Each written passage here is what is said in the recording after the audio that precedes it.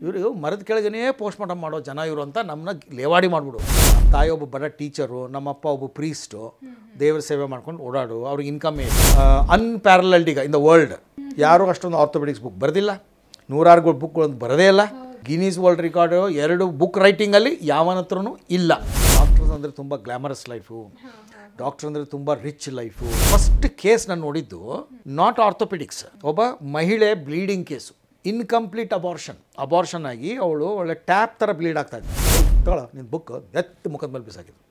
ಭಾಳ ದೊಡ್ಡ ಬುಕ್ ಬರೆದ್ಬಿಟ್ಟ ನೀವು, ಅಲ್ಲ ಇಲ್ಲಿಂದೆಲ್ಲ ಕಾಪಿ ಮಾಡಿ ಬರೆದ್ಬಿಟ್ಟು ಅದಕ್ಕೆ ಬುಕ್ ಅಂತಾರ ತೊಗೊಂಡೋಗ್ತಾರೆ. ನನ್ನ ಮಕ್ಕಳು ಪಾಠ ಹೇಳ್ಕೊಟ್ಟಿದ್ದಕ್ಕೆ ಏನಾಯಿತು ಅಂದರೆ, ಎಷ್ಟು ಎಕ್ಸ್ಪರ್ಟ್ ನಾನಾಗಿದ್ದೆ ಅಂದರೆ, ನಾನು ಸುಮ್ಮನೆ ಈಗ ನೋಡಿದ್ರೆ ಸಾಕು ಗೊತ್ತಾಗ್ಬಿಡುತ್ತೆ ಕಾಯಿಲೆ ಏನಂತ. ಅಷ್ಟು ನನಗೆ ನನ್ನದೇ ಒಂದು ಸ್ಕಿಲ್ ಡೆವಲಪ್ ಆಗಿಬಿಡ್ತು. ಮುಟ್ಟಿದ್ರೆ ಸಾಕು ಗೊತ್ತಾಗ್ಬಿಡೋದು ಈ ಪೇಷಂಟ್ಗೆ ಇದೇ ಕಾಯಿಲೆ ಅಂತ. 48 ಜನ ಅಪೇರ್ ಆಗಿದ್ದು ಆಲ್ ಓವರ್ ಇಂಡಿಯಾ, 7 ಜನ ಪಾಸ್ ಆಗಿದ್ದು. ಅದರಲ್ಲಿ ನಾನೊಬ್ಬನು ಫಸ್ಟ್ ಡೇ ಪಾಸ್ ಆಗಿದ್ದು ನಾನೊಬ್ಬನೇ. ಎಲ್ಲರಿಗೂ ನಮಸ್ತೆ, ಮೀಡಿಯಾ ಬಜಾರ್ಗೆ ಸ್ವಾಗತ. ನಾನು ಮಮತಾಶ್ರೀ ಐನಾಪುರ್. ಇವತ್ತು ನಾವಿರೋದು ಒಬ್ಬ ಖ್ಯಾತ ಆರ್ಥೋಪೆಟಿಕ್ ಸರ್ಜನ್ ಜೊತೆ. ಡಾಕ್ಟರ್ ಜಾನ್ ಅಂತ ಇವರ ಹೆಸರು. ಇವರು ಇಡೀ ವರ್ಲ್ಡಲ್ಲಿ, ಅದು ನಮ್ಮ ಭಾರತದಲ್ಲಿ ಅತಿ ಹೆಚ್ಚು ನ್ಯಾಷನಲ್ ಅವಾರ್ಡ್ ತಗೊಂಡವರಲ್ಲಿ ಏಕೈಕ ವ್ಯಕ್ತಿ ಜಾನ್ ಅವರು. ಭಾರತದ ಅತಿ ಹೆಚ್ಚು ನ್ಯಾಷನಲ್ ಅವಾರ್ಡ್ಗಳಾದಂತಹ Padmashri award, BC Roy award, ಹಾಗೆ ಕರ್ನಾಟಕದ ಅತಿ ಶ್ರೇಷ್ಠ ಪ್ರಶಸ್ತಿಗಳಾದ ರಾಜ್ಯೋತ್ಸವ ಪ್ರಶಸ್ತಿ, ಕೆಂಪೇಗೌಡ ಪ್ರಶಸ್ತಿಗೆ ಇವರು ಭಾಜನರಾಗಿದ್ದಾರೆ. ಅದರ ಜೊತೆಗೆ 200ಕ್ಕೂ ಹೆಚ್ಚು ಆರ್ಥೋಪೆಟಿಕ್ ಬಗ್ಗೆ 200ಕ್ಕೂ ಹೆಚ್ಚು ಪುಸ್ತಕಗಳನ್ನು ಬರೆಯೋದ್ರ ಮುಖಾಂತರ ವಿದ್ಯಾರ್ಥಿಗಳಿಗೆ ಮತ್ತು ಸರ್ಜನ್ಗಳಿಗೆ ಮಾರ್ಗದರ್ಶಕರಾಗಿದ್ದಾರೆ. ಬನ್ನಿ ಇನ್ಯಾಕೆ ತಡ, ಇವ್ರನ್ನ ಸ್ವಾಗತ ಮಾಡೋಣ. ಸರ್ ನಮಸ್ತೆ. ನಮಸ್ಕಾರ. ಸರ್, ನಿಮ್ಮ ಬಗ್ಗೆ ಹೇಳ್ತಾ ಹೋದ್ರೆ ಮುಗಿಸೋದೇ ಇಲ್ಲ, ಯಾಕಂದ್ರೆ ಅಷ್ಟು ಇದೆ ನಿಮ್ಮ ಬಗ್ಗೆ ಹೇಳೋವಂಥದ್ದು. ಕರ್ನಾಟಕದವರಾಗಿ ಪದ್ಮಶ್ರೀ ಅವಾರ್ಡ್ ತಗೊಂಡವರಲ್ಲಿ, ಅದರಲ್ಲೂ ಮೆಡಿಕಲ್ ಅಲ್ಲಿ ಅತಿ ಹೆಚ್ಚು ನ್ಯಾಷನಲ್ ಅವಾರ್ಡ್ ತಗೊಂಡವರಲ್ಲಿ ನೀವೊಬ್ಬರೇ ಏಕೈಕ ವ್ಯಕ್ತಿ. ಹೆಚ್ಚು ಖುಷಿ ಇದೆ ಸರ್ ನಿಮ್ಮ ಜೊತೆ ಮಾತಾಡೋದ್ರಲ್ಲಿ. ಹೇಗೆ ಅನಿಸ್ತಿದೆ ಸರ್? ತುಂಬ ಖುಷಿ ಆಗ್ತಾಯಿದೆ. ನೀವೆಲ್ಲ ಬಂದಿದ್ದೀರಾ, ಇಂಟರ್ವ್ಯೂ ಮಾಡ್ತಿದ್ದೀರಾ.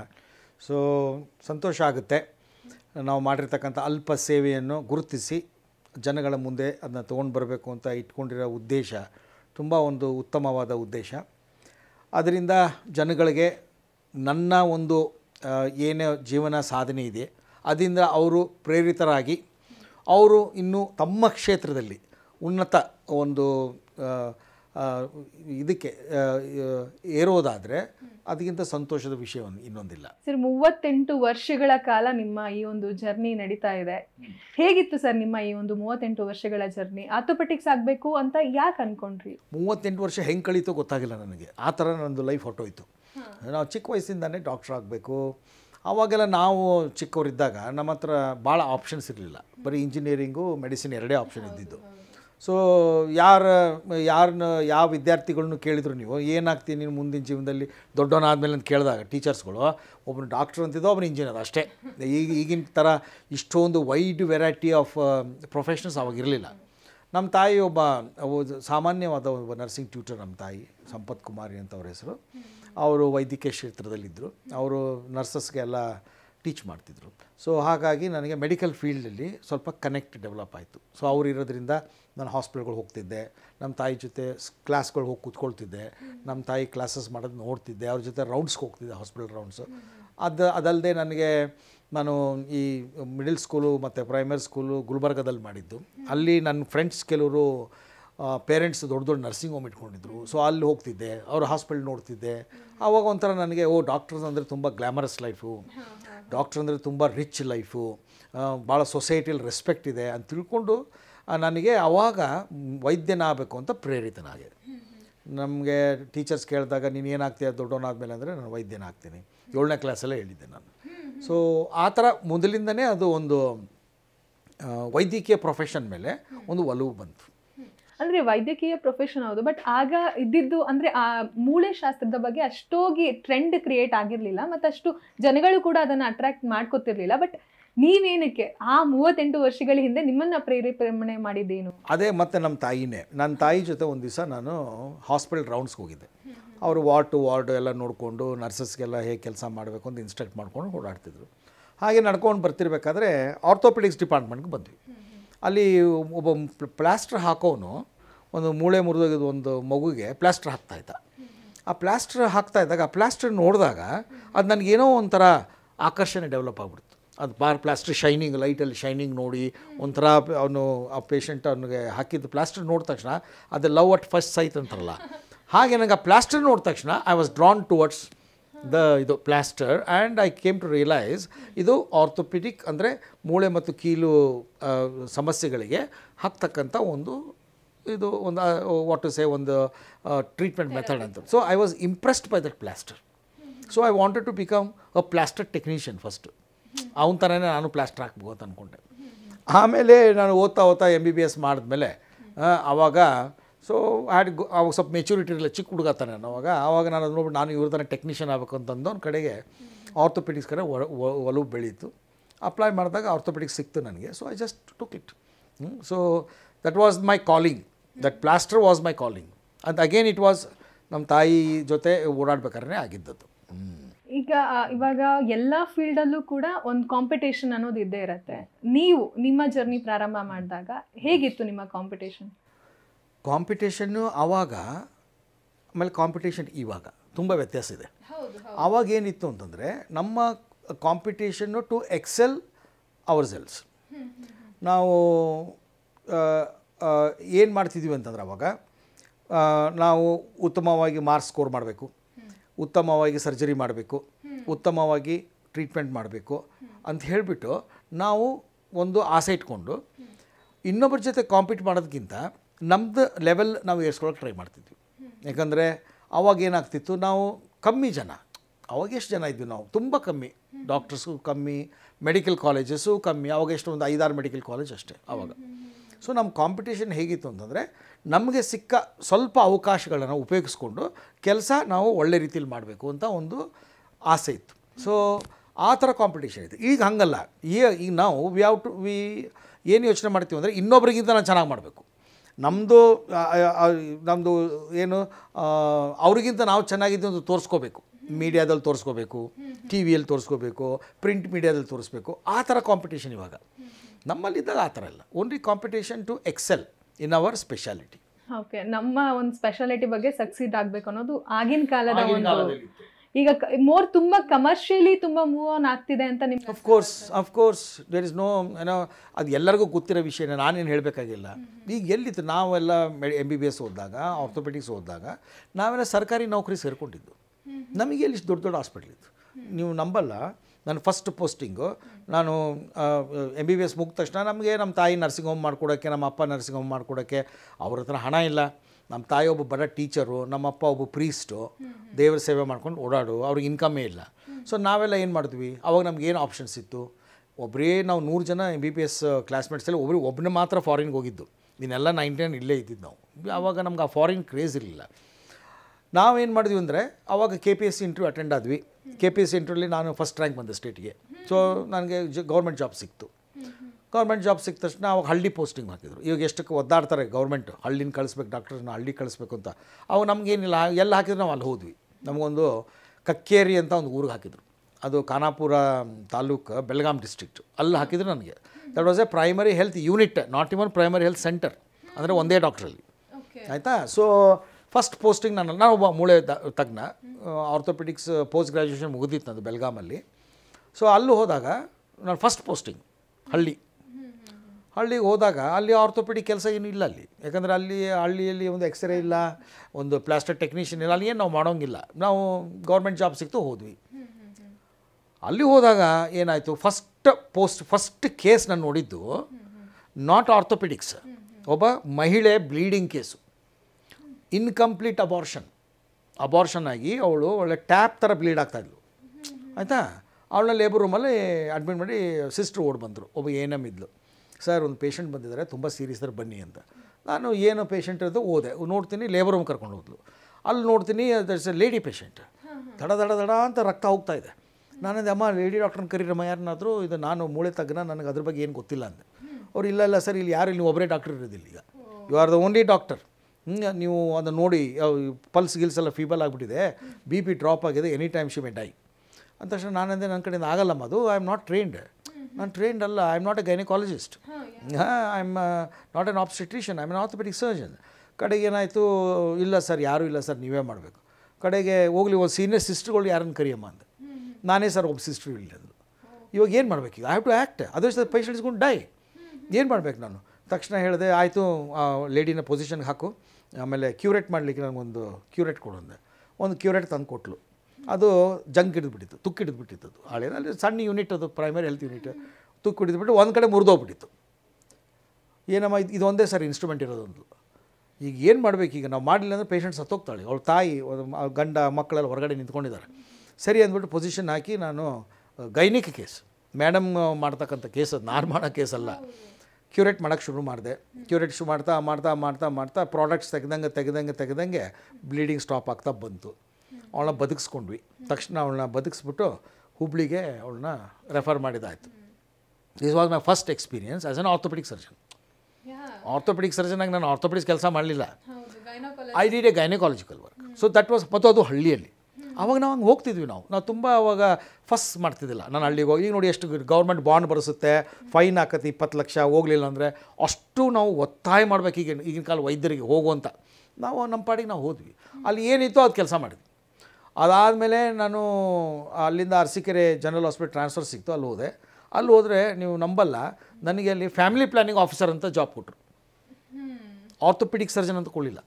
ಫ್ಯಾಮಿಲಿ ಪ್ಲ್ಯಾನಿಂಗ್ ಆಫೀಸರ್ ಅಂದರೆ ಆಗಿನ ಕಾಲದಲ್ಲಿ ಗೊತ್ತಿರಬೇಕು, ಟ್ಯೂಬೆಕ್ಟಮಿ ಕ್ಯಾಂಪ್ಸ್ ಮಾಡ್ತೀವಿ ನಾವು. ಎಲ್ಲ ಹಳ್ಳಿಗೆ, ಅರಸೀಕೆರೆಯಲ್ಲಿ ಎಷ್ಟು ಹಳ್ಳಿಗಳಿದೋ ಅಷ್ಟು ಹಳ್ಳಿಗಳು ಜೀಪ್ ತೊಗೊಂಡೋಗ್ಬೇಕು. ಒಂದು ಸ್ಟಾಫ್ ನರ್ಸ್ ಕೊಟ್ಟಿರ್ತಿದ್ರು, ಒಂದು ವಾರ್ಡ್ ಬಾಯ್ ಕೊಟ್ಟಿರ್ತಿದ್ರು. ನಾವು ಹೋಗಿ ಸ್ಕೂಲಲ್ಲಿ ಇದರಲ್ಲಿ ಕ್ಯಾಂಪ್ಸ್ ಮಾಡಬೇಕು, ಟ್ಯೂಬೆಕ್ಟಮಿ ಕ್ಯಾಂಪ್ಸ್ ಮಾಡಬೇಕು. ಆ ಸ್ಕೂಲಲ್ಲಿ ಹೋದಾಗ ಆ ಬೆಂಚ್ ಇರ್ತಲ್ಲ, ಮಕ್ಕಳು ಆ ಬೆಂಚ್ ಮೇಲೆ ಎಲ್ಲ ಪೇಷಂಟ್ನ ಮಲಗಿಸಿರ್ತಾರೆ. ಹಿಂಗೆ ಲೈನ್, ಬೆಂಚ್ ಮೇಲೆ, ಸ್ಕೂಲ್ ಬೆಂಚ್ ಮೇಲೆ ಲೈನಿಗೆ ಪೇಷಂಟ್ ಮಲಗಿರ್ತಾರೆ. ಕ್ಯಾಂಪ್ ಅದು. ನಮ್ಮ ಒಂದು ಸಿಸ್ಟ್ರು ಬರೋದು, ಅದಕ್ಕೆ ಅನೆಸ್ಥೀಶಾ ಕೊಡೋದು, ಮುಂದಿನ ಪೇಷಂಟ್ಗೆ ಹೋಗೋದು. ಅವಳು ಅನೆಸ್ಥೀಶಾ ಕೊಟ್ಟ ತಕ್ಷಣ ನಾನು ಓಪನ್ ಮಾಡೋದು, ಟ್ಯೂಬೆಕ್ಟಮಿ ಮಾಡೋದು. ಹಂಗೆ ಟ್ಯೂಬೆಕ್ಟಮಿ ಮಾಡಿಕೊಂಡು ಜೀಪ್ ತೊಗೊಂಡು ಊರಲ್ಲಿ ಅರಸೀಕೆರೆ ಎಷ್ಟು ಹಳ್ಳಿಗಳೆಲ್ಲ ಸುತ್ತಕೊಂಡು ಫ್ಯಾಮಿಲಿ ಪ್ಲ್ಯಾನಿಂಗ್ ಆಫೀಸರ್ ಆಗಿ, ಒಬ್ಬ ಆರ್ಥೋಪೆಡಿಕ್ ಸರ್ಜನ್ ಆಗಿ, ಪ್ಲಾಸ್ಟ್ರು ಟ್ರೀಟ್ ಮಾಡೋದೆಲ್ಲ ಬಿಟ್ಬಿಟ್ಟು, ನಾನು ಫ್ರ್ಯಾಕ್ಚರ್ ಟ್ರೀಟ್ ಮಾಡೋದೆಲ್ಲ ಬಿಟ್ಬಿಟ್ಟು ಟ್ಯೂಬೆಕ್ಟಿಗಳು ಮಾಡ್ಕೊಂಡು ಹೊರಡಿದೆ ಕ್ಯಾಂಪ್ಸ್.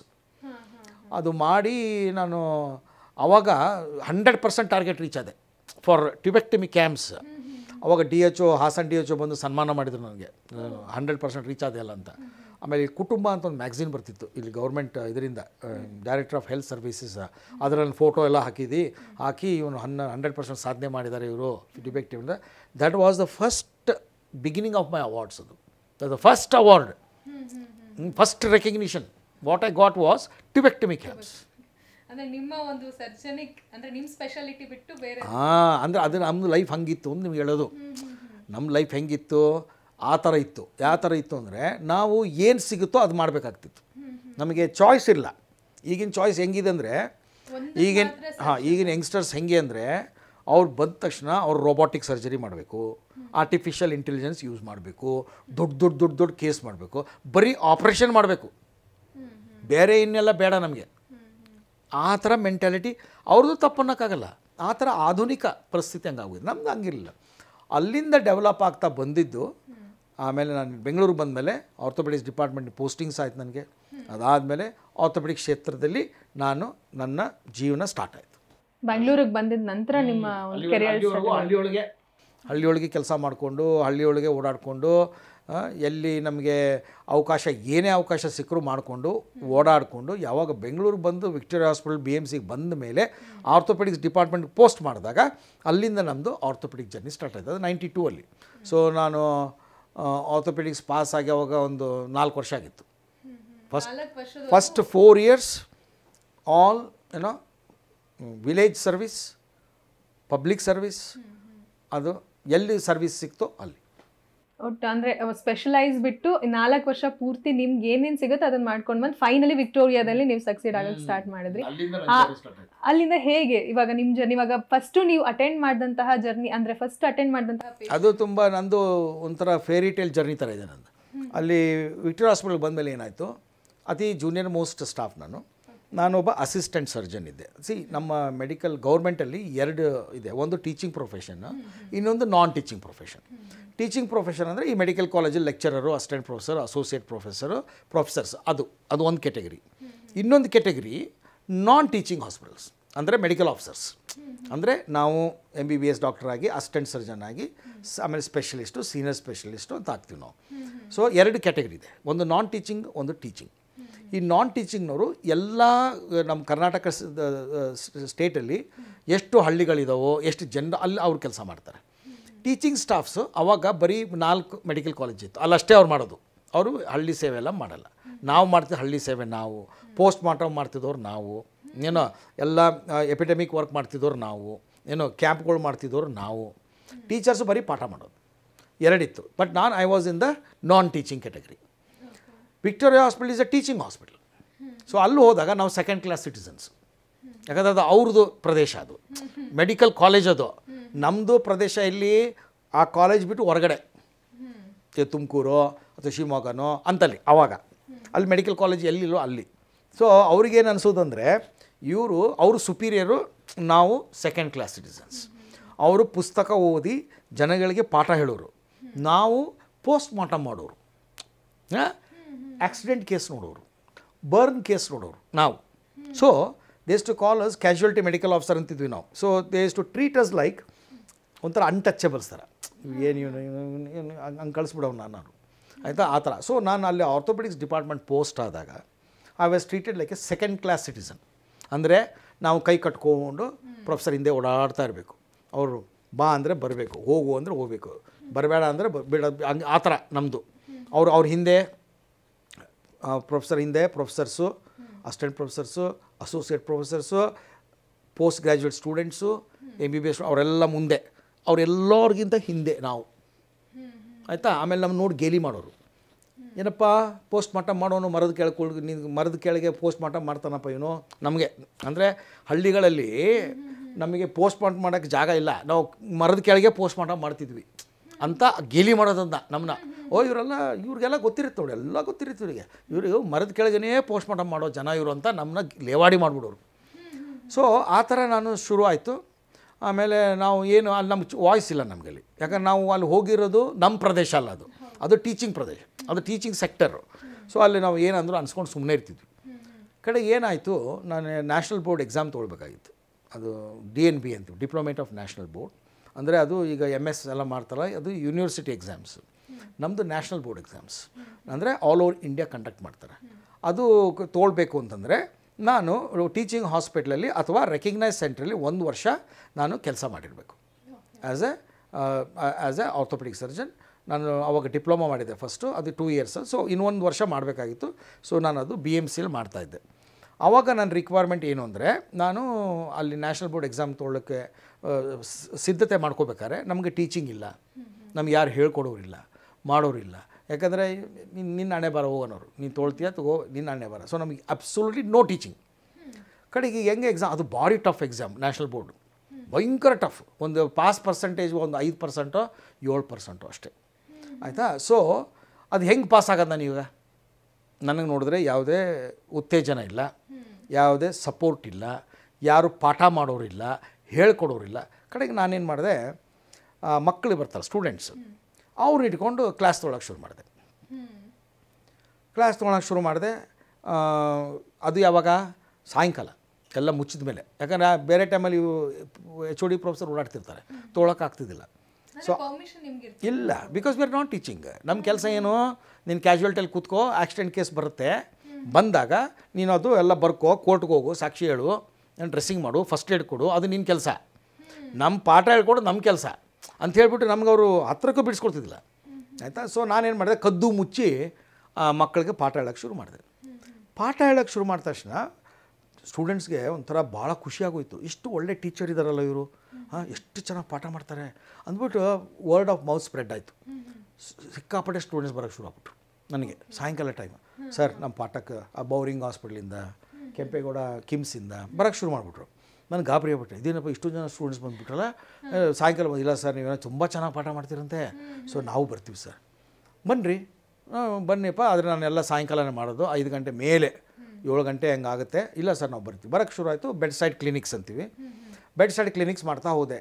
ನಾನು ಪ್ರೈಮರಿ ಉದ್ದೇಶ ನನ್ನ ಸೆಲ್ಫಿಶ್ ಇತ್ತು. ಏನು ಅಂದರೆ ಅವ್ರು ಪಾಠ ಹೇಳ್ಕೊಡ್ತಾ ನಾನು ನನ್ನ ಬಗ್ಗೆ ನನಗೆ ಎಷ್ಟು ಕಲಿಯೋಕ್ಕೆ ನಾನು ಟ್ರೈ ಮಾಡ್ತಾಯಿದ್ದೆ. ಬಟ್ ನನಗೊಂದು ಅವಕಾಶ ಮಾಡ್ತಾ ಹೋದೆ, ಫೇಮಸ್ ಆಗಿಬಿಟ್ಟೆ ಸಿಕ್ಕಾಪಟ್ಟೆ ಕಾಲೇಜಲ್ಲಿ. ಎಲ್ಲರೂ ಬರೋಕ್ಕೆ ಶುರು ಮಾಡಿದ್ರು. ಒಂದು ದಿವಸ ಆಮೇಲೆ ನಾನು ಬರ್ಕೊಳ್ಳೋಕೆ ಶುರು ಮಾಡಿದ್ರೆಲ್ಲ.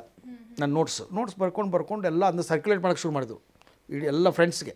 ಇದು ಒಳ್ಳೆ ನೋಟ್ಸ್ ಎಷ್ಟು ಚೆನ್ನಾಗಿದೆ ನೋಡು, ಯಾರೂ ಈ ಥರ ಪಾಠ ಮಾಡಲ್ಲ ಇವನ ಥರ ನೋಡಿ ಅಂತ ನೋಟ್ಸ್ ನಾನು ಸಿಕ್ಕಾಪಟ್ಟೆ ಪಾಪ್ಯುಲರ್ ಆಗ್ಬಿಡ್ತು.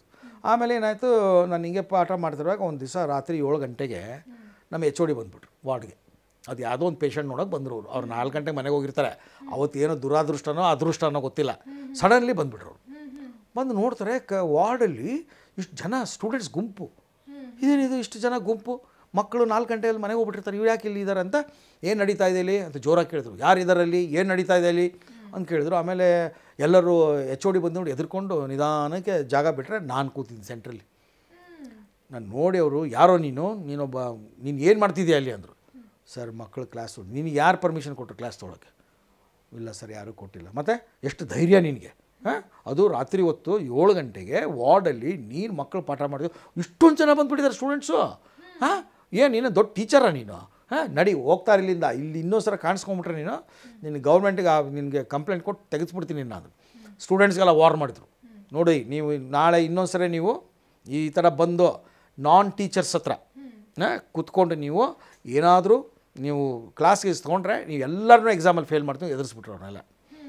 ಆಮೇಲೆ ನೆಕ್ಸ್ಟ್ ಡೇ ಮೀಟಿಂಗ್ ಕರೆದ್ರು, ಎಲ್ಲ HOD ಡಿಪಾರ್ಟ್ಮೆಂಟ್ಸ್ ಅವರೆಲ್ಲ ಮೀಟಿಂಗ್ ಕರೆದ್ಬಿಟ್ಟು, ಈ ಥರ ಒಬ್ಬ ನಾನ್ ಟೀಚಿಂಗ್ ವಿದ್ಯಾರ್ಥಿ ಒಬ್ಬ ಕ್ಯಾಂಡಿಡೇಟು ಮಕ್ಕಳ ಕ್ಲಾಸ್ ತೊಗೊಳ್ತಾ ಇದ್ದ. ಯಾಕೆ ತೊಗೊಳ್ತಾಯಿದ್ರು, ಯಾಕೆ ಅಷ್ಟು ಜನ ಸ್ಟೂಡೆಂಟ್ಸ್ ಸೇರಿದ್ರು? ಯಾಕಂದರೆ ನಮ್ಮದು ಟೀಚಿಂಗ್ ಸರಿ ಇಲ್ಲ, ಅವ್ನು ಟೀಚಿಂಗ್ ಚೆನ್ನಾಗಿರ್ಬೇಕು. ಅದಕ್ಕೆ ಒಂದು ಕೆಲಸ ಮಾಡೋಣ, ಇನ್ಮೇಲೆ 4 ಗಂಟೆ ಮೇಲೆ ನಾವೇ ಸ್ಪೆಷಲ್ ಕ್ಲಾಸ್ ಮಾಡೋಣ. ಒಂದೊಂದು ದಿವಸ ಒಬ್ಬೊಬ್ಬರು 3 ಯೂನಿಟ್ಸ್ ಇತ್ತವಾಗ.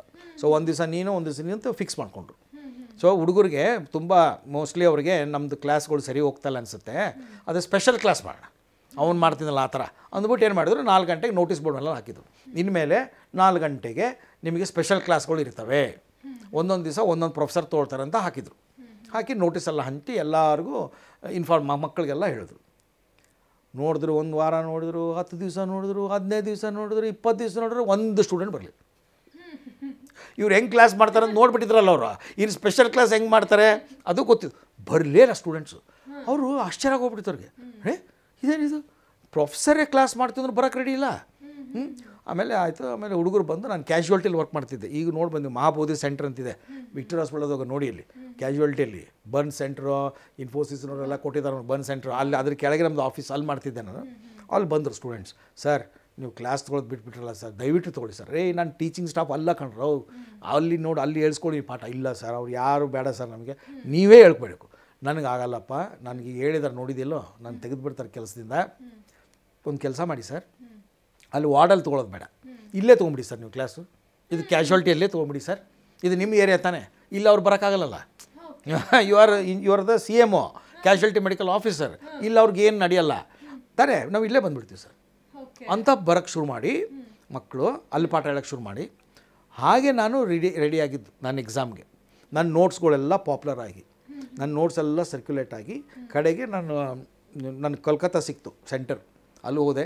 ಭಾಷೆ ಬರಲ್ಲ ಏನಿಲ್ಲ, 15 ನಿಮಿಷ ಕೇಸು, ಶಾರ್ಟ್ ಕೇಸು 5 ನಿಮಿಷ, ಲಾಂಗ್ ಕೇಸು 15 ನಿಮಿಷ ಅಷ್ಟೇ ಟೈಮ್. ಬಟ್ ನಾನು ಮಕ್ಕಳು ಪಾಠ ಹೇಳ್ಕೊಟ್ಟಿದ್ದಕ್ಕೆ ಏನಾಯಿತು ಅಂದರೆ, ಎಷ್ಟು ಎಕ್ಸ್ಪರ್ಟ್ ನಾನಾಗಿದ್ದೆ ಅಂದರೆ, ನಾನು ಸುಮ್ಮನೆ ಈಗ ನೋಡಿದ್ರೆ ಸಾಕು ಗೊತ್ತಾಗ್ಬಿಡುತ್ತೆ ಕಾಯಿಲೆ ಏನಂತ. ಅಷ್ಟು ನನಗೆ ನನ್ನದೇ ಒಂದು ಸ್ಕಿಲ್ ಡೆವಲಪ್ ಆಗಿಬಿಡ್ತು. ಮುಟ್ಟಿದ್ರೆ ಸಾಕು ಗೊತ್ತಾಗ್ಬಿಡೋದು ಈ ಪೇಷಂಟ್ಗೆ ಇದೇ ಕಾಯಿಲೆ ಅಂತ. ಸೊ ಹಾಗಾಗಿ ನಂಗೆ ಭಾಷೆ ಗೊತ್ತಿಲ್ಲ ಅಂದ್ರೂ ಪಾಸ್ ಆಗಿಬಿಟ್ಟೆ ನಾನು ಎಕ್ಸಾಮ್. 48 ಜನ ಅಪೇರ್ ಆಗಿದ್ದು ಆಲ್ ಓವರ್ ಇಂಡಿಯಾ, 7 ಜನ ಪಾಸ್ ಆಗಿದ್ದು, ಅದರಲ್ಲಿ ನಾನೊಬ್ಬನು. ಫಸ್ಟ್ ಡೇ ಪಾಸ್ ಆಗಿದ್ದು ನಾನು ಒಬ್ಬನೇ. ಅದು ಯಾಕೆ ಪಾಸ್ ಆಗಿದೆ ಅಂದರೆ, ನಾನು ಆ ಟೀಚ್ ಮಾಡಿ ಮಾಡಿ ಮಾಡಿ ಮಾಡಿ I became expert. So I was not like A student, I was like A teacher. So ಆ ಟೀಚರ್ ಮೈಂಡ್ ಹೆಂಗೆ ವರ್ಕ್ ಆಗುತ್ತೆ, ಅವ್ನಿಗೆ ಏನು ಕೇಳ್ತಾನೆ ಪ್ರಶ್ನೆ ಅಂತ ನನಗೆ ನಾನೇ ಪ್ರಶ್ನೆ ಕೇಳಿ ರೂಢಿ ಆಗಿಬಿಟ್ಟಿತ್ತು ನನಗೆ. ಅವ್ರು ಕೇಳಿದಾಗ I was ready for all answers, I was ready. Pass ಆದ್ನಾ, ಮತ್ತು ವಾಪಸ್ ಬಂದಮೇಲೆ I passed a national board exam being a non teacher. Students ಎಲ್ಲ ಬಂದು, ಸರ್ ನಿಮ್ಮ ನೋಟ್ಸ್ ನೋಡಿ ಎಷ್ಟು ಚೆನ್ನಾಗಿ ಬರೆದಿದ್ದಾರೆ ನೋಟ್ಸು ಸರ್, ಈ ನೋಟ್ಸ್ನ ಪ್ರಿಂಟ್ ಮಾಡಿಬಿಡಿ, ಪಬ್ಲಿಷ್ ಮಾಡಿಬಿಡಿ ಸರ್ ಅಂದರು. ಪಬ್ಲಿಷ್ ಮಾಡೋದು ನಾನೇನು ಪ್ರೊಫೆಸರ್ ಅಲ್ಲಲ್ಲಪ್ಪ. ಇಲ್ಲ ಸರ್ ನೀವು ಇದು ಪಬ್ಲಿಷ್ ಮಾಡಿ, ಮಕ್ಕಳಿಗೆ ಭಾಳ ಹೆಲ್ಪ್ ಆಗುತ್ತೆ ಅದು. ಆಗೋದಿಲ್ಲೋ, ನನಗಿನ್ನೂ ಇಲ್ಲಿ ಬುಕ್ ಬರೆದವರೇ ಕಮ್ಮಿ ಇಡೀ ಇಂಡಿಯಾದಲ್ಲಿ. ಆವಾಗ ನಟರಾಜನ್ ಅಂತ ಒಂದೇ ಒಂದು ಆರ್ಥೋಪೆಡಿಕ್ಸ್ ಬುಕ್ ಇದ್ದಿದ್ದು, ಅವ್ರು ಒಬ್ಬರೇ ಬರೆದಿರೋದು. ಆದಮೇಲೆ ಮಹೇಶ್ವರಿ ಅಂತ ಒಬ್ಬರು all India institute of medical ಸೈನ್ಸ್ನವ್ರು ಬರೆದ್ರು. ನಾನು ಹೆಂಗೆ ಬರೆಯೋಕ್ಕಾಗುತ್ತೋ, ಇಷ್ಟು ಪ್ರೊಫೆಸರ್ಸ್ ಎಲ್ಲ ಇಷ್ಟೊಂದು ಕರ್ನಾಟಕದಲ್ಲಿ ಇಷ್ಟೊಂದು ಮೆಡಿಕಲ್ ಕಾಲೇಜ್ ಯಾರೂ ಬರ್ದಿಲ್ಲ. ಇಲ್ಲ ಸರ್, ಅವ್ರ ಕತೆ ಬೇಡ ಸರ್, ನಿಮ್ಮದು ನೋಟ್ಸ್ ಇದೆಯಲ್ಲ ನೀವು ಇದು ಪಬ್ಲಿಷ್ ಮಾಡಿ. ಯಾರೋ ಪಬ್ಲಿಷ್ ಮಾಡಿದ್ದು, ಯಾರು ದುಡ್ಡು ಹಾಕ್ತಾರೆ ನನ್ನ ಮೇಲೆ ಅಂತ ಕೇಳಿದೆ. ಇಲ್ಲ ಸರ್ ಅದು ನಮ್ಗೆ ಗೊತ್ತಿಲ್ಲ. ಆಮೇಲೆ ಅಂದೆ ನಾನು ಅದು ಬರೀ ನೀವು ಲೆಕ್ಚರ್ ಕೊಟ್ಟಿದ್ದು ನೀವು ಬರ್ಕೊಂಡಿದ್ದೀರ ಬುಕ್ಕಲ್ಲಿ, ಮತ್ತು it should be A different format. ಇಲ್ಲ ಸರ್, ಸಂತೋಷ್ ಅಂತ ಹುಡುಗ ಇದ್ದ, ಅವಾಗ ಜಸ್ಟ್ ಕಂಪ್ಯೂಟರ್ಸ್ ಬಂದಿತ್ತು ಅವಾಗ. ಸರ್ ನಾನು DTP ಕಲ್ತಿದ್ದೀನಿ, ನಾನು ಟೈಪ್ ಮಾಡ್ತೀನಿ ಸರ್. ಇನ್ನೊಬ್ಬ ರೂಪಾ ಅಂತ ಒಂದು ಹುಡುಗಿದ್ಲು, ಸರ್ ನಾನು ಫಿಗರ್ಸ್ ಹಾಕ್ಕೊಡ್ತೀನಿ ಸರ್, ನಿಮಗೆ ಡಯಾಗ್ರಾಮ್ಸ್ ಹಾಕ್ತೇನೆ. ಆಮೇಲೆ ಇನ್ನೊಬ್ಬ ಸರ್ವಣನ್ ಅಂತ ಒಬ್ಬ ಹುಡುಗ ಇದ್ದ, ಅವನು ಹೇಳ್ದ ಸರ್ ನಾನು ಇವರಿಬ್ಬರಿಗೂ ಅಸಿಸ್ಟ್ ಮಾಡ್ತೀನಿ, ನಾವೆಲ್ಲ ನೀವು ಏನು ನೋಟ್ಸ್ ಇದೆಯಲ್ಲೋ ಅದನ್ನೆಲ್ಲ ಟೈಪ್ ಮಾಡ್ತೀವಿ, will convert into digital format ಮಾಡೋಣ, ಮಾಡಿ ಸರ್. ಇಲ್ಲ ಅನ್ಬೇಡಿ sir, will try to put this in the form of a book ಅಂದರು. ಸರಿ ಅಂತ ಆ ಕಡೆಗೆ ಏನು ಮಾಡಿದೆ, ಇಷ್ಟು ಮಕ್ಕಳು ಹೇಳ್ತಾರಲ್ಲ ಅಂದ್ಬಿಟ್ಟು, ಇಷ್ಟೊಂದು ಅಭಿಮಾನದಲ್ಲಿ ಹೇಳ್ತಾರಲ್ಲ ಇವರು, ನನಗೆ ನನ್ನ ಮೇಲೆ ಕಾನ್ಫಿಡೆನ್ಸ್ ಇಲ್ಲ ಫಸ್ಟ್ ಆಫ್ ಆಲ್, ಅವ್ರಿಗೆ ಕಾನ್ಫಿಡೆನ್ಸ್ ನನ್ನ ಮೇಲೆ. ಸರಿ ಅಂಥೇಳಿ ಕೂತ್ಕೊಂಡು DTP ವರ್ಕೆಲ್ಲ ಮಾಡಿದ್ವಿ. ಅದಾದಮೇಲೆ ಪ್ರಿಂಟಿಂಗ್ ಬಂದಾಗ ದುಡ್ಡಿಲ್ಲ. ಸೊ ನನ್ನ ಹತ್ರ ಸೇವಿಂಗ್ಸ್ ಮಾಡಿದ್ದು ಜಾಬ್ ಸೇರಿದಾಗಿಂದ ಮಾಡಿದ್ದು 1.5 ಲಕ್ಷ ರೂಪಾಯಿ ಇತ್ತು. ಆ 1.5 ಲಕ್ಷ ರೂಪಾಯಿ ಕಂಪ್ಲೀಟ್ ಇನ್ವೆಸ್ಟ್ ಮಾಡಿ ಆ ಬುಕ್ಕನ್ನ ನಾನು ಪಬ್ಲಿಷ್ ಮಾಡಿದೆ. First text book of orthopaedics ಅಂತ ಪಬ್ಲಿಷ್ ಮಾಡಿದೆ. ಈಗ ಪಬ್ಲಿಷ್ ಏನೋ ಮಾಡಿಬಿಟ್ಟೆ, ಅದು ಮಾರಾಟ ಮಾಡೋದು ಹಿಂಗೀಗ. ಈಗ ನನ್ನ ಬುಕ್ ಯಾರು ಕೊಂಡ್ಕೋತಾರೆ, ನಾನು ಯಾರು? I am not A great man people ತೊಗೊಳಕ್ಕೆ. ಆಯಿತಾ, ಕಡೆಗೆ ಏನು ಮಾಡಿದೆ, ಆ ಬುಕ್ ಪಬ್ಲಿಷ್ ಮಾಡೋಕ್ಕೆ ನಾನು ಫೋರ್ವರ್ಡ್ ಬರೀಬೇಕಾಗಿತ್ತಲ್ಲ, ಫೋರ್ವರ್ಡ್ ಬರೆಯೋಕ್ಕೆ ನಮ್ಮ HOD ಹತ್ರ ಹೋದೆ. ಸರ್ ಒಂದು ಬುಕ್ ಬರೆದಿದ್ದೀನಿ. ಹಾಂ, ಬುಕ್ ಬರ್ತಿದ್ಯಾ, ಏನು ಹುಡುಗಾಟ ಆಡ್ತಿದ್ಯಾ? ಅದು ಇಲ್ಲ ಸರ್, ನಿಜವಾಗ್ಲೂ ಬರೆದಿದ್ದೀನಿ. ಏಯ್, ಎಂಥ ಪ್ರೊಫೆಸರ್ಸೇ ಬುಕ್ ಬರೆದಿಲ್ಲ, ನಾನೇ ಬರೆದಿಲ್ಲ, ನೀನೇ ಅವನು ಬರೆಯೋಕ್ಕೆ ಅಂದರು. ನೀನೇನು ದೊಡ್ಡ ಇದಾ? ಇಲ್ಲ ಸರ್ ಬರೆದಿದ್ದು, ನೋಡಿ ಸರ್ ಬರೆದಿದ್ದೀನಿ. ಇಷ್ಟೊಂದು ಮಿತಿ ಮೀರಿಬಿಟ್ಟಿದ್ಯಾ ನೀನು, ಬುಕ್ಕು ಬರೆಯಷ್ಟು ಹೋಗ್ಬಿಟ್ಟಿದ್ಯಾ ನೀನೇನು? ನಾವು ಯಾರೂ ಇಲ್ಲ ಇಂಡಿಯಾದಲ್ಲೇ 2-3 ಜನ ಬರ್ತಾರೆ ಬುಕ್ ಅಷ್ಟೇ. ಇಲ್ಲ ಸರ್, ಏನೋ ಒಂದು ಹಂಬಲ್ ಅಟೆಂಪ್ಟ್, ನಾವು 36 ವರ್ಷನಾಗ ಅವಾಗ, ವೆರಿ ಯಂಗ್. ನೀನು ಒಬ್ಬ ನಾನ್ ಟೀಚಿಂಗ್ ಸ್ಟಾಫ್, ನೀನು ಇಷ್ಟು ಯಂಗಿದೆಯಾ, ನೀನು ಬುಕ್ ಬರೆಯೋದ? ಯಾರೋ ಓದ್ತಾರೆ ನಿನ್ನ ಬುಕ್ಕು? ಗೊತ್ತಿದೆ ಸರ್, ಬರೋದು ಫೋರ್ವರ್ಡ್ ಬರೀರಿ ಸರ್, ಮುನ್ನುಡಿ ಬರೀರಿ ಸರ್, ಇಟ್ಟೋಗಲ್ಲಿ ಬುಕ್ಕ ಅಂದರು. ಇಟ್ಟೋದೆ, 1 ತಿಂಗಳು ಬಿಟ್ಬಿಟ್ಟು ಬಾ ಅಂದರು. ಸರಿ ಸರ್ ಅಂತೇಳಿ 1 ತಿಂಗಳು ಬಿಟ್ಟ ಮೇಲೆ ಹೋದೆ. ಸರ್ ನಾನು ಬುಕ್ ಮಾಡಿ ಬರೆದ್ರ ಸರ್ ಮುನ್ನುಡಿ. ಏಯ್ ತಗೊಳ ನಿನ್ನ ಬುಕ್ ಎತ್ತು ಮುಖದ ಮೇಲೆ ಬಿಸಾಕಿದ್ರು. ಭಾಳ ದೊಡ್ಡ ಬುಕ್ ಬರೆದ್ಬಿಟ್ಟ ನೀವು, ಇಲ್ಲಿಂದೆಲ್ಲ ಕಾಪಿ ಮಾಡಿ ಬರೆದ್ಬಿಟ್ಟು ಅದಕ್ಕೆ ಬುಕ್ ಅಂತಾರ, ತೊಗೊಂಡೋಗ್ತಾರೆ ಅಂದ ತಕ್ಷಣ ನಾನು, ಅವ್ರು ಏನು ಮಾಡಿದ್ದಾರೆ, ನನಗೆ ಇನ್ನೊಬ್ಬ ಕೊಲೀಗಿದ್ದರು, ಅವ್ರು ಕೊಟ್ಟಿದ್ರು, ಇನ್ನು ಹೆಂಗೆ ಅವ್ರು ಓದಿಲ್ಲ ನನ್ನ ಬುಕ್, ಇವು ಬುಕ್ ಹೆಂಗೆ ಬರೋದನ್ನು ಓದು ಅಂತ ಕೊಟ್ಟರು. ಅವ್ರು ಓದ್ಬಿಟ್ಟು ಏನು ಮಾಡಿದ್ದಾರೆ, ಪ್ರೊಫೆಷ್ನಲ್ ಜಲಸಿ ಇರುತ್ತಲ್ಲ ನನ್ನ ಜೊತೆ ಕೆಲಸ ಮಾಡೋನು, ಸರ್ ಇದು ರಬೀಶ್ ಬುಕ್ ಸರ್ ಅಂತ ಹೇಳ್ಬಿಟ್ಟು.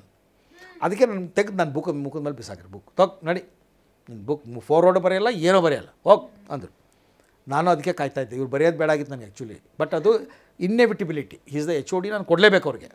ಅವ್ರು ಯಾವಾಗ ಬೇಡ ಅಂತ ಬುಕ್ ಬಿಸಾಕಿದ್ರು ಅದನ್ನು ತೆಗೆದುಬಿಟ್ಟು ನಾನು ಅವಾಗ ಡಾಕ್ಟರ್ GS ಕುಲಕರ್ಣಿ ಅಂತ ಇಂಡಿಯನ್ ಆರ್ಥೋಪೆಡಿಕ್ ಅಸೋಸಿಯೇಷನ್ ಪ್ರೆಸಿಡೆಂಟ್ ಇದ್ದರು, ಅವರು ಕಳಿಸ್ದೆ, ಬುಕ್ ಕೊರಿಯರ್ ಮಾಡಿದೆ. ಒಂದೇ ವಾರದಲ್ಲಿ ಅವ್ರು ಮುನ್ನುಡಿ ಬರೆದು ಕಳಿಸಿದ್ರು. ತುಂಬ ಚೆನ್ನಾಗಿ, ಈ ಬುಕ್ ಎಷ್ಟು ಚೆನ್ನಾಗಿದೆ ಇದು, ಹಾಂ ಈತ ಟೀಚರ್, ಇದು ಟೀಚರ್ಸ್ಗೆ ಬುಕ್ಕು, ಸ್ಟೂಡೆಂಟ್ಸ್ಗೂ ಬುಕ್ಕು, ಟೀಚರ್ಸ್ಗೂ ಬುಕ್ಕು ಅಂತ ಬರೆದು ಇವನು ಟೀಚರ್ ಆಫ್ ಟೀಚರ್ಸ್, ಇವನು ಅಷ್ಟು ಚೆನ್ನಾಗಿದೆ ಒಂದು ಇದು ಟೀಚ್ ಮಾಡೋ ಶೈಲಿ ಅಂತೇಳಿ ಮುನ್ನುಡಿ ಬರೆದ್ರು. ಮುನ್ನುಡಿ ಬರೆದ್ಮೇಲೆ ಬುಕ್ ಈಗ ನಾನು ರಿಲೀಸ್ ಮಾಡಬೇಕೀಗ. ಮತ್ತೆ ಅವ್ರ ಹತ್ರ ಹೋದೆ, HOD ಹತ್ರ, ಸರ್ ಬುಕ್ ರಿಲೀಸ್ ಮಾಡಿಕೊಡಿ ಸರ್. ಮುನ್ನುಡಿ ಬರೆದ್ರು. ಬರ್ಬಿಟ್ರಾ ನೀನು ಮುನ್ನುಡಿ? ಬರೆದ್ಬಿಟ್ರಿ ಸರ್, ರಿಲೀಸ್ ಮಾಡಿ ಸರ್. ನಾನು ಯಾಕೆ ರಿಲೀಸ್ ಮಾಡಬೇಕು, ಹೋಗಿ ಬೇರೆ ಸೀನಿಯರ್ಸ್ ಹತ್ರ ಹೋಗಿ ರಿಲೀಸ್ ಮಾಡಿಸ್ಕೊ ಹೋಗಿ ಅಂದರು. ಆಮೇಲೆ ನಾನು, ಸರ್ ನಿಮ್ಮ ಬಿಟ್ಟರೆ ಯಾರು ಸರ್ ಸೀನಿಯರ್, ನೀವೇನ ತಾನೆ HOD ಅಂತ. ಇಲ್ಲಪ್ಪ ನಾನಂತ ರಿಲೀಸ್ ಮಾಡಲ್ಲಪ್ಪ, ನಿನ್ನ ಸವಾಸ ಬೇಡಪ್ಪ ನನಗೆ, ಹೋಗ್ಬಿಡೋದ್ರು. ಸರಿ, ಆಮೇಲೆ ನಾನು ಹೋಗಿ ನಮ್ಮ director of health services, director of medical education ಬೇರೆ, ಡೈರೆಕ್ಟರ್ ಆಫ್ ಹೆಲ್ತ್ ಸರ್ವಿಸಸ್ಸೇ ಬೇರೆ. ಸೊ ನಾನು ಡೈರೆಕ್ಟರ್ ಆಫ್ ಹೆಲ್ತ್ ಸರ್ವಿಸಸ್ ಹತ್ರ ಹೋಗ್ಬಿಟ್ಟು, ಸರ್ ಬುಕ್ ರಿಲೀಸ್ ಮಾಡಿಕೊಡಿ ಸರ್ ಅಂದ ತಕ್ಷಣ ಅವ್ರು ತುಂಬ ಖುಷಿ ಆಗ್ಬಿಡ್ತು. ಒಬ್ಬ ನಾನ್ ಟೀಚಿಂಗು, ನಾನ್ ಮೆಡಿಕಲ್ ಕಾಲೇಜಲ್ಲಿದ್ದು ಬುಕ್ಕೇ ಬರೆದ್ಬಿಟ್ಟ ನೀವು, ನಮ್ಗೆ ಎಷ್ಟು ಹೆಮ್ಮೆ ಅಂದರೆ, ನಮ್ಮ ಹೆಲ್ತ್ ಸೈಡಿಗೆ ಎಷ್ಟು ಹೆಮ್ಮೆ ಅಂದ್ಬಿಟ್ಟು ಅವ್ರು ನಾನು ರಿಲೀಸ್ ಮಾಡ್ತೀನಿ ಅದು. ಸರಿ ಅಂತ ಮತ್ತೆ HOD ಹತ್ರ ಬಂದು, ಸರ್ ನಮ್ಮ ಇವರು DHSನವ್ರು ರಿಲೀಸ್ ಮಾಡ್ತಾರಂತೆ, ದಯವಿಟ್ಟು ನನಗೆ, ಇಲ್ಲ ನಾನು ಪ್ರಿನ್ಸಿಪಾಲ್ ಹತ್ರ ಹೋದೆ. ಅವಾಗ ಪ್ರಿನ್ಸಿಪಾಲ್ ಹತ್ರ ಹೋಗಿ, ಸರ್ ರಾಜೇಂದ್ರ ಪ್ರಸಾದ್ ಆಡಿಟೋರಿಯಂ ಇತ್ತು ಸರ್, ಈ ಆಡಿಟೋರಿಯಮಲ್ಲಿ ನನಗೆ ಅವಕಾಶ ಮಾಡಿಕೊಡಿ, ನಾನು ಬುಕ್ ರಿಲೀಸ್ ಮಾಡ್ತೀನಿ. ಅವರು ಮಾಡ್ಕೊಡೋಕ್ಕಾಗಲ್ಲ, ನೀನು HODಯಿಂದ NOC ತೊಗೊಂಬ ಹೋಗು ಅಂದರು. ಮತ್ತೆ HOD ಹತ್ರ ಬಂದೆ ವಾಪಸ್, ಸರ್ NOC ಬೇಕಂತೆ. ಯಾವುದಕ್ಕೆ NOC? ಅದು ಹಾಲಲ್ಲಿ ಇದು ರಿಲೀಸ್ ಮಾಡಬೇಕು, ಬುಕ್ ಇವಾಗ NOC ಅಂತ. NOC ಹೋಗ್ತಾರೆ, ನೀನು ಯಾವ NOC ಕೊಡಲ್ಲ, ಏನೋ ಕೊಡಲ್ಲ. ನಾನು ಫಸ್ಟ್ ಆಫ್ ಆಲ್ ಇವ್ನು ಬುಕ್ ಬರೆದಿದ್ದೆ ಅಲ್ಲ ನೀನು, ಹೋಗಂದ ತಕ್ಷಣ ಅವಾಗ ನನಗೆ ಅಲ್ಲಿ ತನಕ ಇದ್ದಿದ್ದು ಕೋಪ ಬಂದುಬಿಟ್ಟು ಸರಿಯಾಗಿ ಬೈದ್ಬಿಟ್ಟೆ ಎಚ್ ಡಿನ. ನೀವೊಬ್ಬ ನೀವೊಬ್ಬ ಟೀಚರ ನೀವು ಒಬ್ಬ ವಿದ್ಯಾರ್ಥಿ ನಿಮಗೆ ಚಿಕ್ಕವನು ಏನೋ ಸಾಧನೆ ಮಾಡಿದ್ದಾನಂದರೆ ಅದನ್ನ ನೀವು ಸಪೋರ್ಟ್ ಮಾಡೋದು ಬಿಟ್ಟು ಎನ್ಕರೇಜ್ ಮಾಡೋದು ಬಿಟ್ಟು ಒಳ್ಳೆ ನಾಯಿ ಥರ ಟ್ರೀಟ್ ಮಾಡ್ತಾಯಿದ್ದೀರ ನಾನು. ಏನು ತಪ್ಪು ಮಾಡಿದೆ ನಾನೀಗ? ಒಂದು ಬುಕ್ ತಾನೇ ಬರೆದೆ. ಬುಕ್ ಬರೆಯೋಕ್ಕೆ ಪ್ರೊಫೆಸರ್ಸೇ ಆಗ್ಬೇಕಾ? ಈಗ ಎಷ್ಟೋ ಜನ ಆಥರ್ಸ್ಗಳಿದ್ದಾರೆ, ಅದು ನೀವು ಅದು ಓದಿದರೆ ಮಾತ್ರ. ಬುಕ್ ಬರೀಲಿಕ್ಕೆ ಏನು ಬೇಕು? ನಾಲೆಜ್ ಬೇಕು, ಬರೆಯೋ ಸ್ಕಿಲ್ ಬೇಕು. ಅದು ಎರಡೂ ನನ್ನ ಹತ್ರ ಇದೆ. ಈಗ ಟೀಚಿಂಗ್ ಸ್ಟಾಫ್ ಇಲ್ಲ, ಟೀಚಿಂಗ್ ಸ್ಟಾಫೇ ಬುಕ್ ಬರೀಬೇಕಾಗಿದ್ದರೆ ಮತ್ತು ಯಾಕೆ ನೀವು ಯಾರು ಬರೆದಿಲ್ಲ? ಯಾಕೆ ಇಷ್ಟು ವರ್ಷ ಆದರೂ ನೀವು ಯಾಕೆ ಬರೆದಿಲ್ಲ? ನಿಮ್ಮ ಹತ್ರ ನಾವು ಕೇಳಿಲ್ಲ ನೀವು ಯಾಕೆ ಬರೆದಿಲ್ಲ ಅಂತ. ನೀವು ಯಾಕೆ ಕೇಳ್ತೀರಿ ನಾನು ಹೆಂಗೆ ಬರೆದೆ ಅಂತ? ನಾನು ಓದಿದ್ದೀನಿ, ನನಗೆ ನಾಲೆಜ್ ಇದೆ, ನಾನು ಬರೀತೀನಿ. ನೀವು ಇಷ್ಟು ಒಬ್ಬ ಯಂಗ್ಸ್ಟರ್ನ ಈ ಥರ ಟ್ರೀಟ್ ಮಾಡೋದಲ್ಲ sir. Being the H O D, it's a shame on you. This is not. ಇದೇ ನಿಮ್ಮ ಮಗ ಬುಕ್ ಬರೆದಿರಿ ಏನು ಮಾಡ್ತೀವಿ? ಅಂದ ತಕ್ಷಣ ಅವನು get out from my chamber. ನನಗೇನು ನೀನು ಮಾತಾಡೋದು ಓಡಿಸ್ಬಿಟ್ರು. ಹೋದೆ, ಬುಕ್ ರಿಲೀಸ್ ಆಯಿತು. ಬುಕ್ ರಿಲೀಸ್ ಆದಮೇಲೆ ನೀವು ನಂಬಲ್ಲ, ಫಸ್ಟ್ ಕಾಪಿ 1000 ಕಾಪಿ ಪ್ರಿಂಟ್ ಮಾಡಿದ್ದೆ ನಾನು. ಬುಕ್ ತೊಗೊಂಡೋಗಲ್ಲಿ ಪೃಥ್ವಿ ಬುಕ್ ಸ್ಟೋರ್ಸ್ ಅಂತಿದೆ, ಈಗೂ ಇದೆ, ವಾಣಿವಿಲಾಸ್ ಎದುರಿಗೆ ಮೆಡಿಕಲ್ ಬುಕ್ ಶಾಪ್ ಅಂತಿದೆ. ಅಲ್ಲಿ ಹೋಗಿ ಒಂದು ಸ್ಯಾಂಪಲ್ ಹಿಂಗೆ ಇಟ್ಟೆ ಕನ್ನಡಿಯಲ್ಲಿ. ಅವ್ರು ರಿಕ್ವೆಸ್ಟ್ ಮಾಡ್ಕೊಂಡು, ನಾನು ಒಂದು ಬುಕ್ ಬರ್ದಿದ್ದೀನಪ್ಪ, ಅಲ್ಲಿ ಇಡ್ತೀನಿ ಬುಕ್ಕು ಅಂತ. ಆಯ್ತು, ಇಟ್ಟು ಹೋಗ್ರಿ, ಪರವಾಗಿಲ್ಲ, ಏನೋ ಆರ್ಡರ್ಸ್ ಬಂದರೆ ಹೇಳ್ತೀವಿ ಅಂದರು. ಆವಾಗ ಈ JP ಮೆಡಿಕಲ್ ಬುಕ್ ಪಬ್ಲಿಷರ್ಸ್ ಅಂದರೆ ದೊಡ್ಡ ಪಬ್ಲಿಷರ್ಸ್ ಇದೆ ಇಂಡಿಯಾದಲ್ಲಿ. ಅವಾಗ CBS, JP ಬ್ರದರ್ಸ್. ಅವರು ಏನು ಮಾಡಿದ್ರು, ಅವರು ರೆಪ್ರೆಸೆಂಟೇಟಿವ್ಸ್ ಬಂದಾಗ ಅದು ಬುಕ್ ನೋಡಿದ್ರಲ್ಲಿ ಕನ್ನಡಿಯಲ್ಲಿ, ಏನೋ ಬುಕ್ ಹೊಸದು ಕಾಣ್ತಾ ಇದೆಯಲ್ಲ ಅಂತ ಒಂದು ಕಾಪಿ ಪರ್ಚೇಸ್ ಮಾಡಿಬಿಟ್ಟು ಡೆಲ್ಲಿಗೆ ಕಳಿಸಿ ನೋಡಿ ಹೊಸ ಬುಕ್ ಬಂದಿದೆ ಅಂತ. ಆ ಡೆಲ್ಲಿಯಲ್ಲಿ ಅವರು ಜಿತೇಂದ್ರ ಪಾಲ್ ವೀಸ್ ಅಂತಿದ್ದಾರೆ, ಅವರು CEO. ಆ ಬುಕ್ ನೋಡಿದ ತಕ್ಷಣ ಅವ್ರಿಗೊಂದು ಬುಕ್ ಬೇಕಾಗಿತ್ತು. ಯಾಕಂದರೆ ಅವ್ರೊಂದು ಬುಕ್ ಬರ್ತಿದ್ದು ಆರ್ಥೋಪೆಡಿಕ್ಸ್ ಮೇಲೆ ಫೇಲ್ ಆಗಿತ್ತು ಅವ್ರದ್ದು. All India institute of medical science ಡೆಲ್ಲಿಯಲ್ಲಿ ಡಾಕ್ಟರ್ ಸೂರ್ಯಭಾನ್ ಅಂತ ಒಬ್ಬ ಡಾಕ್ಟರ್ ಇದ್ದರು, ತುಂಬ ಸೀನಿಯರ್. ಅವ್ರು ಬಂದು ಬುಕ್ ಬರ್ತಿದ್ರು, ಅದು ಫೇಲ್ ಆಗಿಬಿಟ್ಟಿತ್ತು. All India institute of medical science telling, ಅವ್ರು ಬರೆದ ಬುಕ್ ಫ್ಲಾಪ್ ಆಗಿತ್ತು. ಅವರು ಒಂದು ರಿಪ್ಲೇಸ್ಮೆಂಟ್ ಹುಡುಕ್ತಾಯಿದ್ರು. ಈ ಬುಕ್ ನೋಡಿದ ತಕ್ಷಣ ಅವ್ರಿಗೆ ಇದು ಚೆನ್ನಾಗಿದ್ದಂಗೆ ಇದೆಯಲ್ಲ, ಇದು ನೋಡೋಣ ಅಂತ ನನಗೆ ಫೋನ್ ಮಾಡಿದರು. ಬಂದರು, ನಾವು ಈ ಬುಕ್ ತೊಗೊಳ್ತೀವಿ ಅಂದರು. ತೊಗೊಳ್ಳಿ ಸರ್. ಇಲ್ಲ, ಎಷ್ಟು ಪ್ರಿಂಟ್ ಮಾಡಿದ್ಯಾ ಅಂತ ಕೇಳಿದ್ರು. 1000 ಕಾಪಿ. 1000 ಕಾಪಿನೂ ಬೇಕು ನನಗೆ, ಕೊಟ್ಬಿಡು ಎಲ್ಲ ಬುಕ್ಸ್ ಅಂತ. ತೊಗೊಂಡು 1.5 ಲಕ್ಷ ಚೆಕ್ ಹಂಗೆ ಬರ್ದು ಕೊಟ್ಬಿಟ್ರು. ನಿಂದು ಎಷ್ಟು ಬುಕ್, ನಿನ್ನ ದುಡ್ಡು ಎಷ್ಟಪ್ಪ ತಗೋ, ನಿಂದೆಲ್ಲ ತಗೋ, ನಂಗೆ ಅದು 1000 ಬುಕ್ ಕೊಡು ಅಂತ ತೊಗೊಂಡು within no time the books were sold out all over India. ಅಲ್ಲಿಂದ ಶುರು ಆಯ್ತು ನೋಡಿ ನನ್ನ ಬುಕ್ ರೈಟಿಂಗ್ ಜರ್ನಿ. ಅಲ್ಲಿಂದ ಶುರು ಆಗಿದ್ದು, ಅದಾದಮೇಲೆ ಎಲ್ಲ ಕಡೆ ಪಾಪ್ಯುಲರ್ ಆಗಿಬಿಟ್ಟು ನನ್ನ ಬುಕ್ಕು. ಒಂದ್ರ ಮೇಲೆ ಒಂದು ಬುಕ್ಸು ಹಂಗೆ ಆರ್ಡರ್ಗಳು ಬರ್ತಾನೆ ಹೋಯ್ತು. ಬರ್ತಾ ಹೋಗಿ ಕಡೆಗೆ ಎಷ್ಟು ಬರೀತು ಅಂದರೆ ಇನ್ನೂವರೆಗೂ ಯಾರೂ ಬರೆದಿಲ್ಲ. 50 ಕಾಲೇಜಸ್ ಇದಾವೆ, 60 ಕಾಲೇಜ್ ಇದೆ ಇಂಡಿಯಾ, ಕರ್ನಾಟಕದಲ್ಲಿ. ಆಲ್ ಓವರ್ ಇಂಡಿಯಾ ಒಂದು 700 ಕಾಲೇಜ್ ಇದೆ. ಈಗ ಒಂದು 4-5 ಜನ ಬಿಟ್ಟರೆ ಇನ್ನೂ ಬುಕ್ಸೇ ಬರ್ದಿಲ್ಲ. ಆವಾಗಿಂದ ನನಗೆ ತೆಗೆಳ್ಕೊತಿದ್ದವರು, ನಾನು ಇಷ್ಟು ಪ್ರಸಿದ್ಧಿಯಾಗಿ ಹೋಗ್ಬಿಟ್ಟೆ ಅಂದರೆ, ನಾನು ಆ ಮೆಡಿಕಲ್ ಕಾಲೇಜ್ ಲೈಬ್ರರಿ ಈಗಲೂ ಹೋಗಿ ನೋಡಿ ನೀವು, 10 ಕಾಪಿ 20 ನನ್ನ ಬುಕ್ಸ್ ಇದಾವಲ್ಲಿ. ಎಲ್ಲ ಪ್ರೊಫೆಸರ್ಸ್ ದೇ ಆರ್ ಫೋರ್ಸ್ಟು, ಮಕ್ಕಳಿಗೆ ಹೆದರಿಸಿದ್ರು. ಎಲ್ಲರೂ ಸ್ಟೂಡೆಂಟ್ಸ್ ಓದೋಕ್ಕೆ ಶುರು ಮಾಡಿಬಿಟ್ರು. ಏನು ಮಾಡೋಕ್ಕಾಗಲಿ ಇವ್ರ ಕೈಲಿ, ಎಲ್ಲ ಮಾಡಿದ್ರು, ಎಲ್ಲ ಪ್ರಯತ್ನ ಕಡೆಗೆ ಆ ಬುಕ್ಸ್ ಎಷ್ಟು ಪಾಪ್ಯುಲರ್ ಆಯ್ತು ಅಂದರೆ, ಇವಾಗಲೂ ಅಷ್ಟೇ 30 ವರ್ಷ ಆಯ್ತು ನನಗೆ. 30 ವರ್ಷ ಆದರೂ ಇನ್ನೂ ನನ್ನ ಬುಕ್ಸು 1ರಿಂದ ಶುರು ಆಗಿದ್ದು ಈಗ 220 ದಾಟ್ತು. 220 ಬುಕ್ಸ್ ದಾಟ್ ಹೇಳ್ತಾರಲ್ಲ ಸರ್, ಇವಾಗ ಮೆಡಿಕಲಿ ಅದು ಕೂಡ ಒಂದು ಮಾರ್ಗದರ್ಶಕವಾಗಿ ನಡೀತಾ ಇದೆ ಅಂತಾನೆ ಹೇಳ್ತಾರೆ. 2 ಗಿನ್ನೀಸ್ ವರ್ಲ್ಡ್ ರೆಕಾರ್ಡ್ ಆಯಿತು ಬುಕ್ ರೈಟಿಂಗಲ್ಲಿ. ಒಂದೇ ವರ್ಷದಲ್ಲಿ most number of books return. First 8 ಇತ್ತು, 6 ಇತ್ತು, ನಾನು 8 ಬರೆದೆ. ಅದು ಜಾಪನೀಸ್ ಆಥರ್. ಸೊ ಅದು ರಿಕಾರ್ಡ್ ಬ್ರೇಕ್ ಮಾಡಿದೆ ನಾನು. ಅವ್ನು 6 ಬರೆದ, ನಾನು 8 ಬರೆದೆ, ರಿಕಾರ್ಡ್ ಬ್ರೇಕ್ ಆಯಿತು. ನೆಕ್ಸ್ಟ್ ಇಯರ್ ಇನ್ನೊಬ್ಬನು ಅವನು ಜಾಪನೀಸ್, ಅವನು 52 ಬುಕ್ಸ್ ಬರ್ದ ಒಂದು ವರ್ಷಕ್ಕೆ. 52 ಬುಕ್ಸ್ ಹೆಂಗೆ ಬರ್ದ ಇವನು? ನಂಗೆ ಆ ಶಾಕ್ ಆಗ್ಬಿಟ್ಟು ನಂಗೆ. How can anybody right 52 books? ಅಯ್ಯೋ ಹೋಯ್ತಲ್ಲಪ್ಪ ನನ್ನ ರಿಕಾರ್ಡ್, ಒಂದೇ ವರ್ಷಕ್ಕೆ ಹೋಯ್ತಲ್ಲಪ್ಪ ನಂದು ಅಂತ ಅಂದ್ಕೊಂಡು ಕಡೆಗೆ ಯಾರೋ ಅಂದರು, ಸರ್ ಅದನ್ನ ಚಾಲೆಂಜ್ ಮಾಡಿ ಸರ್ ಅಂದರು. ನೀವು 53 ಬುಕ್ಸ್ ಬರೀರಿ ಸರ್. ಹೆಂಗೋ ಬರೀಲ್ಲ 53? ಬರೀರಿ ಸರ್, ಪ್ರಯತ್ನ ಮಾಡಿರಿ ನೋಡೋಣ ಅಂದರು. ಸರಿ ಅಂತ ಪ್ರಯತ್ನ ಮಾಡೋಕ್ಕೆ ಶುರು ಮಾಡಿದೆ. ಮಾಡ್ತಾ ನೋಡ್ತೀನಿ 103 ಬುಕ್ ಬರೆದೆ ಒಂದು ವರ್ಷದಲ್ಲಿ, 103. ಸೊ ಸೆಕೆಂಡ್ ವರ್ಲ್ಡ್ ರೆಕಾರ್ಡ್ ಆಗೋಯ್ತು. ಇನ್ನೂ ತನಕ ಬ್ರೇಕ್ ಆಗಿಲ್ಲ. ಅದು 2012 ಅದು. ಈಗ 12 ವರ್ಷ ಆಯ್ತು, ಬ್ರೇಕ್ ಆಗಲಿಲ್ಲ. So that is the most number of books, 103. ಅದು ಯಾರಿಗೆ ಬರೆದಿದ್ದು? ಪಬ್ಲಿಕ್ಕಿಗೆ 1 ಇಯರಲ್ಲಿ. ಇಲ್ಲೇ ಕೂತ್ಕೊಂಡು ಬರೆದಿದ್ದು ನಾನು. ಇದೇ ಕಂಪ್ಯೂಟ್ರ್ ಇದೆ, ಎಲ್ಲ ಇಲ್ಲೇ ಕೂತ್ಕೊಂಡು ಮಾಡಿದ್ದು. 103 ಬುಕ್ಸ್ ಆಯಿತು. ಸೊ ಹಿಂಗೆ ಬುಕ್ ಜರ್ನಿ ಆಗ್ತಾ ಕಡೆಗೆ ಅನ್ಪ್ಯಾರಲಲ್ಡ್ ಈಗ ಇನ್ ದ ವರ್ಲ್ಡ್. ಯಾರೂ ಅಷ್ಟೊಂದು ಆರ್ಥೋಪೆಡಿಕ್ಸ್ ಬುಕ್ ಬರೆದಿಲ್ಲ, 106 ಬುಕ್ಗಳೊಂದು ಬರೋದೇ ಇಲ್ಲ. ಗಿನ್ನೀಸ್ ವರ್ಲ್ಡ್ ರೆಕಾರ್ಡು 2 ಬುಕ್ ರೈಟಿಂಗಲ್ಲಿ ಯಾವನ ಹತ್ರನೂ ಇಲ್ಲ. ಸೊ ಈಗ ನಾನೇನು ಯೋಚನೆ ಮಾಡ್ತೀನಿ ಗೊತ್ತಾ, ಅವ್ರಿಗೆಲ್ಲ ತುಂಬ ಥ್ಯಾಂಕ್ಸ್ ಹೇಳ್ತೀನಿ ನಾನು. ಯಾರು ನಮ್ಮನ್ನ ಧಿಕ್ಕರಿಸಿದ್ರು, ಧಿಕ್ಕರಿಸಿದವರು, ಹೊರಗೆ ಬಿಸಾಕ್ದವರು ತೆಗೆದು, ಅವರೆಲ್ಲ ಈಗ ಅವರೇ ನಮಗೆ ಈ ಥರ ಸಾಧನೆ ಮಾಡಲಿಕ್ಕೆ ಅವಕಾಶ ಮಾಡಿಕೊಟ್ರು. ಇಲ್ಲಾಂದರೆ ಏನಿರ್ತಿತ್ತು. ಇದು ನಮ್ಮದು ಬುಕ್ ರೈಟಿಂಗ್ ಜರ್ನಿ.